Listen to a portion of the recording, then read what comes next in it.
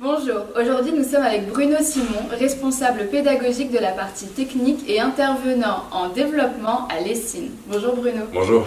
Est-ce que tu pourrais te présenter en quelques mots et nous expliquer qui tu es et ce que tu fais? Tout à fait. Je suis développeur principalement. J'ai un diplôme d'expert en ingénierie et management de la communication numérique. J'ai bossé pendant plusieurs années en tant que lead développeur dans une entreprise qui s'appelle USIC, principalement digital, événementiel et toutes ces choses-là. Ensuite, je suis devenu lead développeur à Immersive Garden, qui est un studio créatif dans lequel on fait principalement des sites internet, mais aussi plein d'autres choses. Et je suis désormais en freelance. À nouveau, je suis freelance en tant que développeur. Je développe à nouveau des sites et d'autres choses que des sites. Et je suis aussi intervenant dans diverses écoles et donc responsable pédagogique de la partie technique à l'ESSIN. Donc tu nous parles de développement, tu nous dis que tu es développeur, lead développeur, mais le développement c'est quoi? C'est très très large. Le développement, ça couvre, bon évidemment c'est dans le numérique, mais ça couvre énormément de domaines. Ça peut aller du site internet, de l'application, de l'OS. Lorsqu'on allume son ordinateur, il se passe plein de choses. Tout ça, c'est lié évidemment à l'informatique, ça peut être lié aussi à de la robotique, à des fusées qui partent dans l'espace, etc. Alors évidemment, je ne fais pas partir des fusées dans l'espace, moi c'est principalement plutôt les sites internet. On va dire que c'est en quelque sorte l'art de coder ces fameuses lignes de code qui vont aboutir finalement à un résultat qui servira à des utilisateurs, à des visiteurs, etc. D'accord, et donc quelle est la différence entre un lead développeur et un développeur Ça, c'est malheureusement dans le numérique, il y a beaucoup de noms, beaucoup d'appellations qui sortent quasiment tous les ans et on s'y perd très rapidement. Déjà, lead développeur, bon, c'est un anglicisme évidemment, mais qu'est-ce qu'un lead développeur? Justement, dans les deux entreprises où j'ai travaillé, la première entreprise où j'étais lead développeur, c'était dans le sens lead sur les projets, c'est-à-dire qu'on me donnait une responsabilité sur un projet, je devais donc développer ce projet-là, et j'avais éventuellement d'autres personnes qui allaient venir m'aider. Et j'allais du coup, on va dire, diriger ces personnes-là afin de m'assurer que le projet aille dans la bonne direction, et en tous les cas, c'était moi qui mettais en place le projet, qui m'assurait qu'il soit livré à la fin comme l'attendait finalement le client. Donc ça, c'est ce premier aspect, on va dire, lead développement.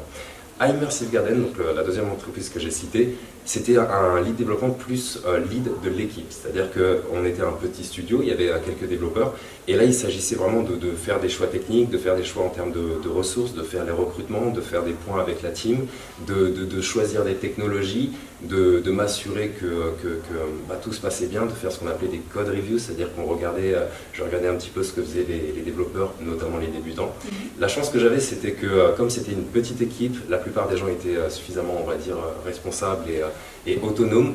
Du coup, la moitié du temps, à peu près je dirais la moitié du temps, ça dépendait des périodes, je dirigeais l'équipe et les clients, etc., les rendez-vous, tout ça. Et le reste du temps, je développais tout simplement. Je continuais de faire ce que moi j'apprécie énormément, c'est de développer des sites.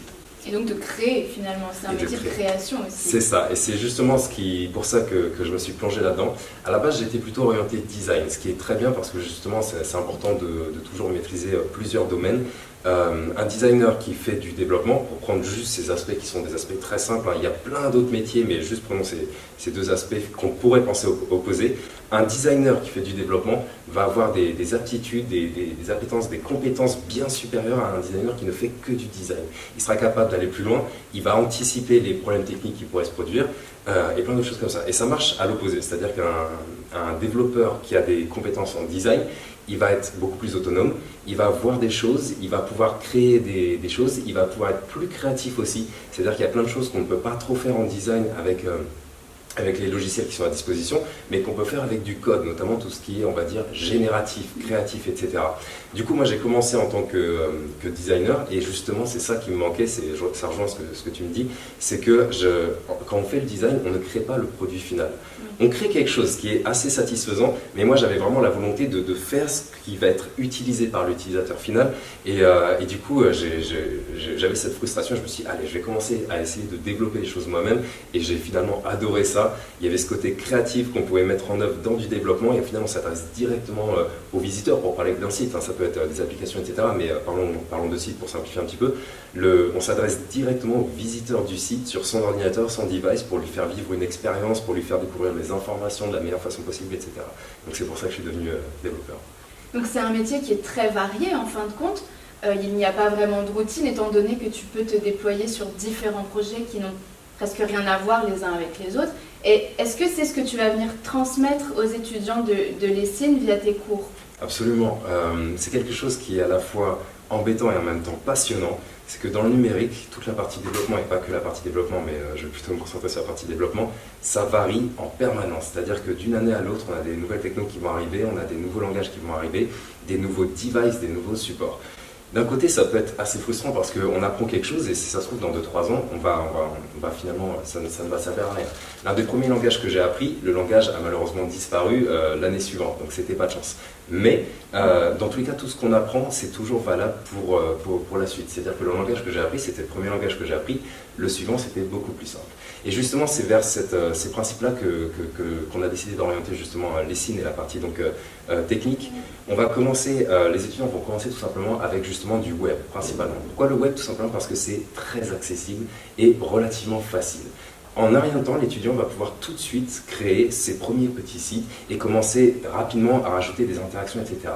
via un langage qui s'appelle notamment le JavaScript. Le JavaScript aujourd'hui, c'est un langage très complet, assez critiqué pour des raisons qu'on verra en cours, mais c'est un langage hyper complet, mais surtout qui est utilisé absolument partout. Les domaines que j'ai cités tout à l'heure, notamment la robotique, tout ce qui est domotique, etc., on peut très bien en faire avec du JavaScript, ce qui est absolument génial.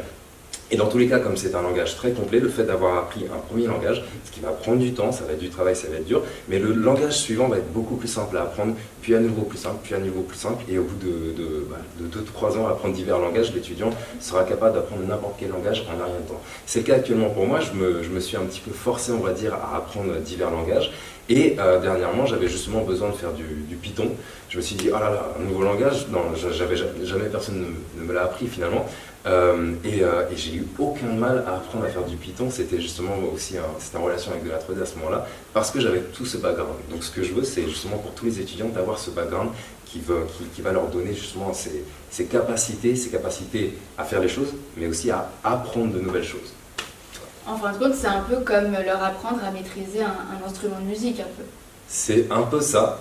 Et au final, cet instrument de musique, ils pourront aussi utiliser d'autres instruments de musique qui auront un petit peu des aspects similaires, on va dire, entre eux. Et si vous voulez savoir pourquoi le JavaScript est si controversé, inscrivez-vous. Pourquoi as-tu rejoint l'ESIN? Alors, j'ai toujours eu une passion pour l'enseignement.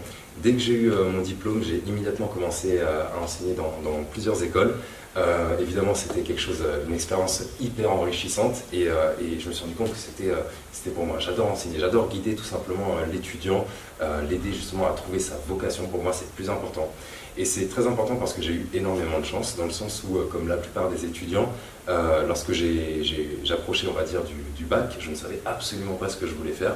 Et j'ai eu la chance de me diriger vers le numérique. À mon époque, le numérique, c'était quelque chose encore de très lointain, les gens ils n'osaient pas aller là-dedans, il y avait un aspect un petit peu geek, on va dire, ça a complètement changé depuis, ça n'a plus rien à voir, le numérique c'est juste la pointe on va dire de l'enseignement, des carrières qu'on pourrait faire, et j'ai eu vraiment beaucoup de chance de me dire, allez, je vais essayer d'aller dans une école du numérique, et je me dis que beaucoup d'étudiants risquent de ne pas avoir cette chance si on ne les aide pas justement à trouver leur vocation. Pour moi, c'est juste ça, c'est trouver leur vocation, qu'ils essaient des choses. Et ça, c'est ça qui est très bien justement à l'ESIN, c'est que l'étudiant va avoir une quantité de choses incroyables, tout qui tourne évidemment autour du numérique, et l'étudiant va trouver sa vocation, ce qu'il aime vraiment.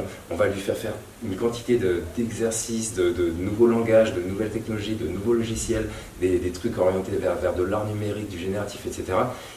Il va forcément finalement trouver ce qui lui plaît là-dedans. Et dans tous les cas, même ce qui ne lui plaît pas, ça rejoint ce que je dis tout à l'heure, c'est que ça restera un background qui lui sera très utile. Parce que tout ce qu'on apprend dans un domaine, ça servira dans tous les domaines. On appelle ça l'intelligence générale d'une personne, finalement, ça sert tout le temps. Et du coup, donc c'est pour ça que j'ai décidé de rejoindre l'ESIN et donc de devenir responsable pédagogique. C'est que lorsqu'on m'a proposé justement, au-delà de donner des cours, je donnais déjà des cours dans plusieurs écoles, lorsqu'on m'a dit maintenant il va vraiment falloir préparer tout le cursus, décider justement de tout ce parcours que va suivre un étudiant afin d'avoir un background aussi complet que possible, j'ai sauté sur l'occasion. C'était pour moi l'objectif finalement, c'est encore mieux que donner des cours. Avec tout ce que tu me dis là, en fait, tu t'es retrouvé dans les valeurs de l'ESIN, c'est-à-dire que entre la volonté d'aider les étudiants à trouver leur vocation, mais aussi l'adaptation des cours en fonction du renouvellement du marché, c'est complètement ce que Lessine propose. Absolument. Je vois vraiment la formation finalement comme un tremplin. L'étudiant, on va le mettre dans la bonne direction du tremplin afin qu'il puisse commencer à décoller et il va faire la première, la troisième, la quatrième année. Ce qu'il ne faut pas oublier, c'est que le tremplin, après, il faut s'envoler. Et on va te donner justement tous les outils, tous les moyens à l'étudiant pour qu'il continue justement d'évoluer dans sa carrière. Ce qui est finalement nécessaire, passionnant, même si c'est un peu frustrant, c'est passionnant, c'est que comme je le disais, tout continue d'évoluer et l'étudiant justement, on va lui permettre de s'envoler, de continuer à monter plus haut, à continuer d'apprendre de nouvelles choses, à s'adapter. Mais en réalité, l'étudiant, on va aussi faire en sorte qu'il ne soit pas juste spectateur, qu'il puisse s'adapter finalement à tous ces changements dont on parle, tous ces changements du marché, ces nouvelles technos qui arrivent, etc. Ce qu'on veut, c'est qu'il devienne aussi acteur de tout ça. C'est-à-dire qu'il va avoir les moyens, vu qu'il connaît le marché et qu'il a les moyens, il va être capable justement d'analyser là où il y a peut-être une brique manquante et du coup s'engouffrer là-dedans et finalement créer une solution à ce besoin que peut-être que personne n'aurait remarqué qu'il y avait ce besoin-là, afin de créer justement de nouvelles technos, de nouveaux services, etc. Donc tu nous parles d'avenir, et en fin de compte, on prépare les étudiants de Lessine à cet avenir, mais pour toi, c'est quoi le futur du numérique? Ouais, c'est une question qu'on me pose souvent. Et moi, ce que je constate, c'est qu'il y a énormément de choses qui apparaissent, mais finalement qui disparaissent peu de temps après. Donc à chaque fois, il faut toujours prendre le meilleur de toutes ces choses qui apparaissent et qui disparaissent. Ce qui est important, c'est de garder un œil sur tout ça. J'ai remarqué qu'on avait notamment beaucoup de supports qui variaient. On a la VR, l'AR, etc. Vous savez, les casques qui permettent de vivre encore plus l'expérience. On a aussi le toucher qui a beaucoup de difficultés à finir dans le marché, donc ça n'a pas l'air de marcher. On a eu des grandes entreprises qui ont créé, vous savez, on n'oublie pas Google avec les lunettes, on pouvait voir une interface, etc. On a les montres, peut-être que ça marche, peut-être pas, c'est encore un peu difficile. Donc malheureusement, ce que je constate, c'est que je n'arrive pas à prédire l'avenir. Je suis curieux de voir ce qui va se passer, je suis toujours, on va dire, à vif, c'est-à-dire que j'attends de voir ce qui va se passer, mais je suis incapable de dire ce que ça va vraiment être. Je suis pressé qu'on ait une réelle révolution technologique, peut-être que cette révolution sera orientée web. Là, actuellement, on a des technologies qui sont peut-être un peu installées depuis trop longtemps, donc on va voir si on aura de nouvelles choses qui vont arriver. Mais je ne sais pas encore, je sais que je suis l'actualité, je suis impatient de voir ce qui va se passer, mais impossible de prédire l'avenir. Ce qui rend la chose encore plus intéressante. Eh bien, nous, ce qu'on vous propose, c'est de venir construire l'avenir avec nous à Lessine. Merci Bruno. Merci.